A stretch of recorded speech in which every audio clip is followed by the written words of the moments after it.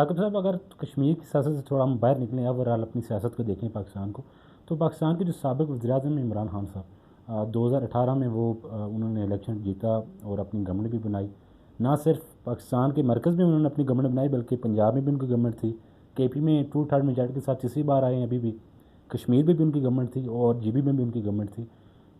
उसके बाद 2022 में उनकी गवर्नमेंट चली जाती है और उनको पिछले 3 साल से वो पाबंद सलासिल हैं अडयाला जेल में। आप क्या समझते हैं उनका जो डाउनफॉल है उसकी क्या वजह है? कौन सी ऐसी गलतियाँ हुई हैं जिसके आज वो खमियाजा भुगत रहे हैं? एक तो 2018 में वो इलेक्शन जीते नहीं, इलेक्शन जितवाए गए थे। तो दूसरा, उन्होंने उन 3.5-4 साल के लगभग जो हुकूमत की है उसमें डिलीवर नहीं किया। उन पर किसी किस्म का कोई दबाव नहीं था। सब लोग उनके साथ थे, अदलिया समेत। उसके बावजूद उन्होंने अगर 3.5-4 साल में पंजाब में उनकी हुकूमत थी, KPK में हुकूमत थी, आज़ाद कश्मीर के अंदर GB में हुकूमत थी, उसके बावजूद पाकिस्तान मुश्किल तरीन हालात में सफ़र कर रहा था, जिसको बाद मियाँ मोहम्मद शहबाज शरीफ साहब और उनकी टीम ने आके मुश्किल और कड़वे फ़ैसले करना पड़े। लेकिन आज अल्हम्दुलिल्लाह जो साल पहले आपने देखा कि हमारा दुश्मन हमारे ख़िलाफ़ किस तरह की लॉबिंग कर रहा था और किस तरह की लड़ाई हम पे मसलत कर रहा था, अब 1 साल में आज पाकिस्तान दुनिया की सफ़े अव्वल की लिस्ट में है। आज पाकिस्तान तरक्की के मनाज़िल तय कर चुका है। और मैं समझता हूँ कि इमरान खान साहब ने नारा ये लगाया था कि मैं नया पाकिस्तान बना रहा हूँ।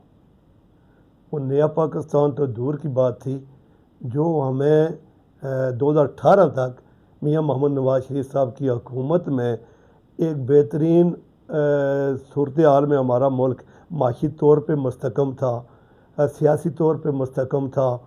और आप ये भी कह सकते हैं कि उससे पहले बड़े शदीद दहशत गर्दी का सामना करना पड़ा।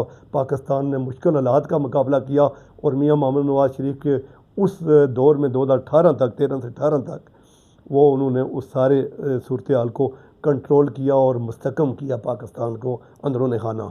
लेकिन बाद बैक वक्त जब खान साहब की हुकूमत आई तो उन 3.5 सालों में पाकिस्तान ने जो मुश्किल सफ़र किया, CPEC के जो मंसूबे को उसको सबताज किया गया, उसको खटाई में डाल दिया गया। और इसी तरह आप बाकी भी जिस शोबे में देखते हैं, अगर तामीर तरक्की की बात करेंगे, सड़कात की बात करेंगे, तो KPK के अंदर ये जो अदारा मोटरवे ये मियाँ मोहम्मद नवाज शरीफ के साहब के दौर की निकली हुई है। और खान साहब की हुकूमत जो 10-15 साल से KPK में है, अब एबटाबाद से मानसेरा तक रोड को बेहतर हालत में वो अपनी हुकूमत में नहीं कर सके थे। बाकी तो जगहों पे बाद की बात थी। तो ये बहुत सारी ऐसी चीज़ें थीं कि जो अगर खान साहब करते, उनके पास बेहतरीन मौका था, वो नहीं कर सके। दावे तो उन्होंने बहुत किए। उन्होंने कहा कि हम माशी हालत को बहुत बेहतरीन और स्ट्रांग करेंगे, हम IMF से भीख नहीं मांगेंगे। और फिर देखें यके बाद दीगरे उन्होंने 2-3 वज़ीर ख़जाना तब्दील करने पड़े।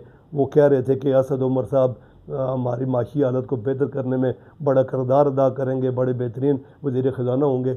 लेकिन एकदम गालबन साल 1.5 साल में उन्हें ये तब्दील करना पड़ा, और इसी तरह दीगर जगहों पे भी। तो मेरा ख्याल है वो डिलीवर नहीं कर सके, इस वजह से वो मौजूदा सूरत हाल में है।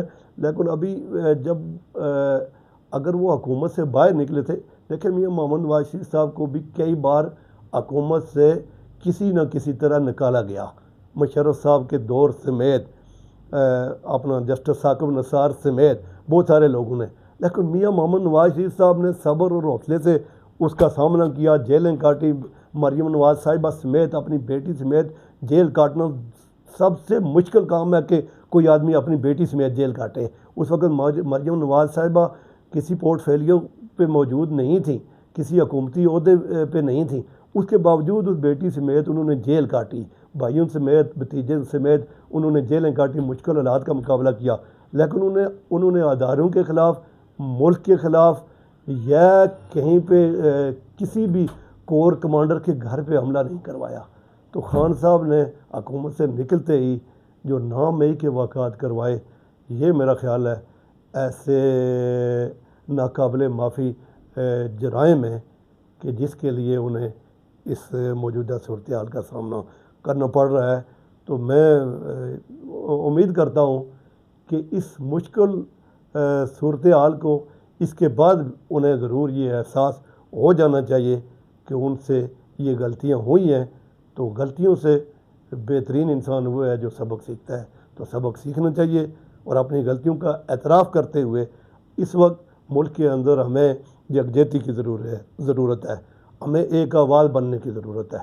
तो वो पहला कदम उठाएं, अपनी गलतियों का एतराफ़ करते हुए अपने मुल्क के अंदर जो सियासी इस्तेकाम इस वक्त अल्हम्दुलिल्लाह मौजूद है, तो खान साहब भी अपने हिस्से का किरदार अदा करें।